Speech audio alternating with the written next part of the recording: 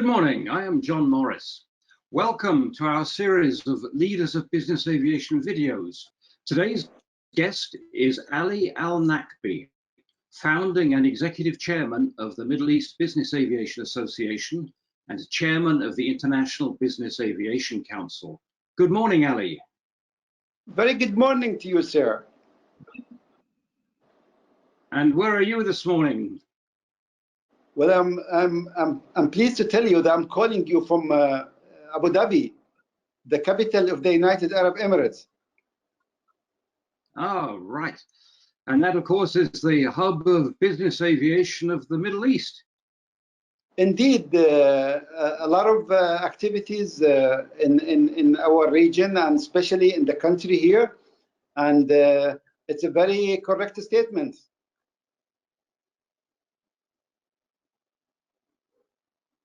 Difficult times for everybody here, worldwide, in fact. But can you tell us business aviation in the Middle East at the moment? How well is it doing? Well, we are, as what's happening in all over the world, you know, and the circumstances of this unprecedented pandemic has really affected everybody. So if we go from the beginning of the year, we see a little bit of activities until the almost May, June, July, and August, where activities really suffered a lot, and there was no movement basically. And then we goes back to this month, and we see some movements going on. If I compare our region to the rest of the world, I think we're still doing good. There's a good movement, but the worldwide has been affected by this pandemic. So we are one of those regions who's really been sort of negatively impact on our business. What are the challenges beyond the pandemic that you will have to address as MEBAA and that the industry will have to address? How are you going to look after business aviation, make it grow and make it do well in the aftermath of this? Well, thank you, John. Actually, in my opinion, the main challenge it's going to be on the country, each country side, and there will be the border issues that will you be able to travel freely the way we used to do before the pandemic? That is the question here, because let go the companies and the problem that they're having and they're facing now due to the pandemic. But I think this is going to be, resolved as soon as everything goes back. But I'm not sure if it's going to be something, the new normal gonna apply to us, or we're gonna continue flying the same. If we continue flying the same, there will be no problem. But if it's gonna be in the new normal, I think there's some measures that has to be taken in consideration. But as far as the business aviation concern, John, I think we are already there. We have the social distance. We have the small quantity of people traveling in one airplane.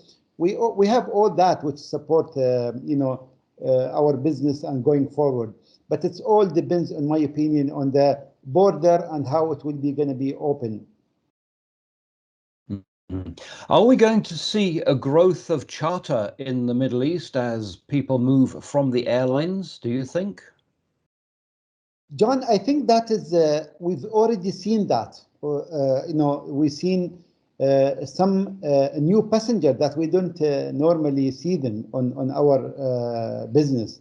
And those are coming from the commercial airline and mainly the first class passengers and business class passenger, and those are coming for various reasons. I think the most important is the health. Now There's those people who used to travel a lot in the first class. They can afford definitely traveling, little bit less, but maybe spending time on private jet. They know that the private jet or business aviation provide to them the safety requirement from the health point of view, and that is what's concerned everybody now. And so yes, we see a new criteria, new categories of the passengers who we don't used to see them. They are coming to us from the first class. But I think this is it could be temporary, and it could be in a long term the way a solution, because business aviation, as I mentioned, provide that requirement for the pandemic driving aspect. So I think this is how will be in the future. Yes, those new categories gonna join us. Should this charter demand increase, do you have the right sized fleet in the Middle East, or will you need more smaller aircraft? John, that is a very, very important question. Business aviation started in the Middle East with the wide-body aircraft and continue to do so. And that is one of the challenge we have here. They saying that everybody saying you guys are very expensive. The price is very high, and they are correct, because our aircraft is wide-body aircraft and mid-size and bigger. So this is what we are being calling as an MEBAA in the Middle East, to create an air taxi or a company who can have multi-aircraft from the small side and the turboprop size, because today the price here range between, in the Middle East, I'm talking about North Africa, it's range between $4,000 US to 20, where if you look at Europe and US, there are price much affordable. You can talk about 700 to 1,000 US for one way, because we have in America and Europe, they have the right aircraft, the right size for 1 or 2 passengers, where we cannot offer this. I think this is the dilemma and the challenge that facing us.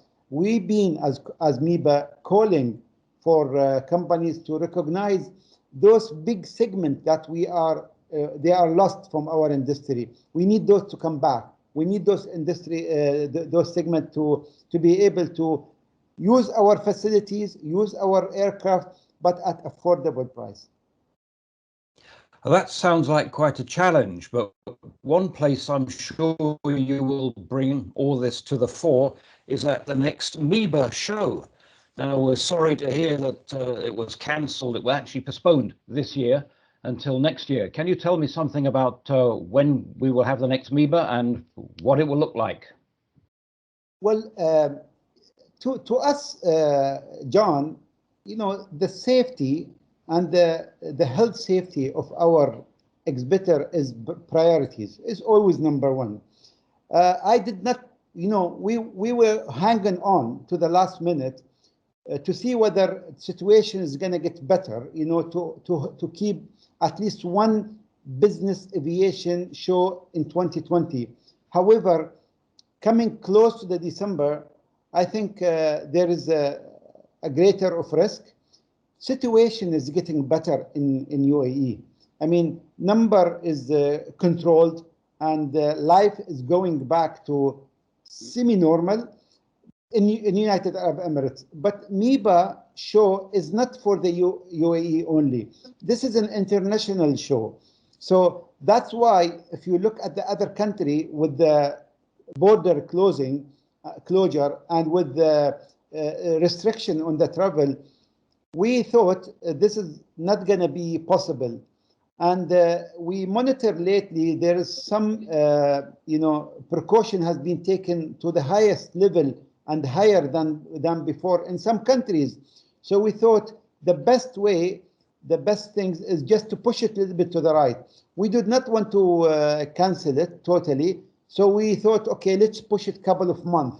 So we push it 3 months. Now it's going to be in 22, 23, and the 24th of February 2021. So we're talking about a couple of months, push it to the right.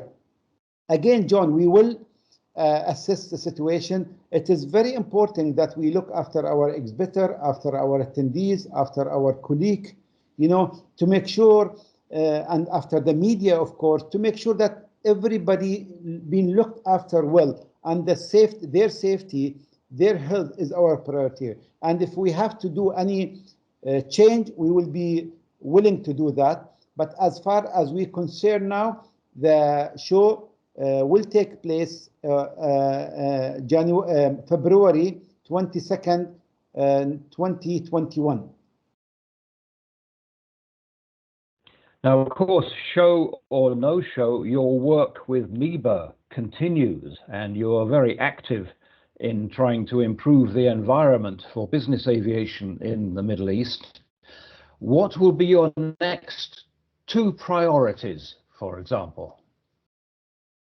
Well, I wanted to, to make sure that the companies who have suffered, during the pandemic, are being able to stand on their feet back again.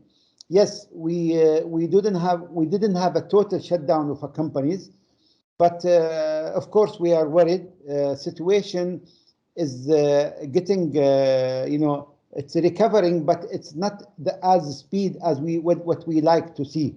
So yes, my priorities is to bring back the business aviation level to the before the pandemic, and my second priorities is to lead in the growth of the business aviation. I think Middle East and North Africa has all the elements of the success. We have a great infrastructure. We have a great rules and very flexible rules and regulation, and we have a great leaders who listen to us and take our request as an important player into the economy, into raising the economy in all the countries in the Middle East and North Africa. So this is will be my priorities today.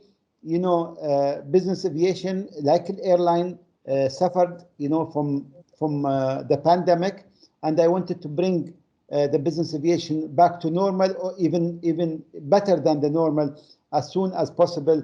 And business aviation are very easy to turn back and continue do the business quicker and easier than the airline. So we are working on that, and also we working in supporting and growing the market in our region, and of course opening the new market is one of our always strategy. There's a lot of countries in the Middle East and North Africa doesn't have business aviation activities in the acceptable level.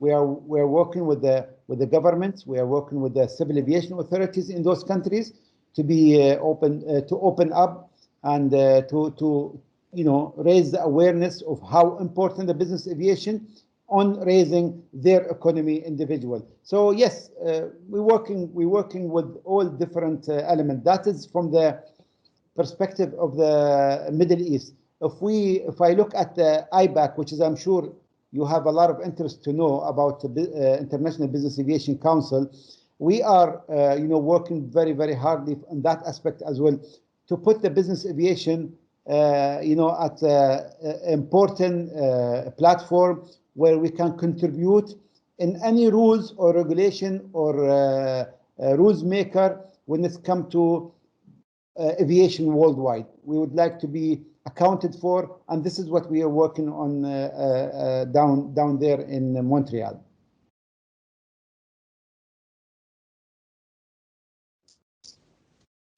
Okay, well, that's a very comprehensive answer. I thank you very much, and I hope we will see you at the next MEBAA show. We can't wait to welcome you, my friend. Okay, thank you. Goodbye. Thank you very much.